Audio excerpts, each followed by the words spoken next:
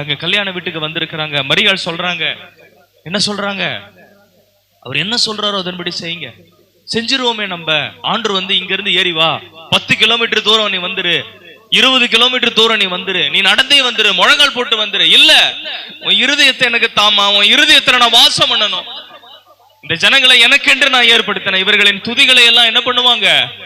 சொல்லி வருவார்கள். இந்த ஜனத்தை நான் எனக்கென்று ஏற்படுத்தினேன். இவர்களின் துதிகளை எல்லாம் சொல்லி வருவார்கள்.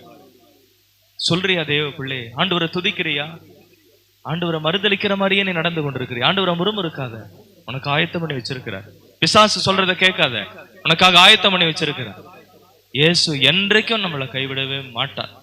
ஆண்டவர் சொல்றாரு, வலது புறமா வலையை போடுங்கள், அப்பொழுது உங்களுக்கு அகப்படும் என்றார். அப்படியே அவர்கள் போட்டு திரளான மீன்கள் அகப்பட்டதினால் அதை இழுக்க மாட்டாதிருந்தார்கள். ஆண்டவருக்கு கீழ்ப்படியும் பொழுது இதுதான் நடக்கும். திரளான ஆசீர்வாதம் வந்து சேரும்.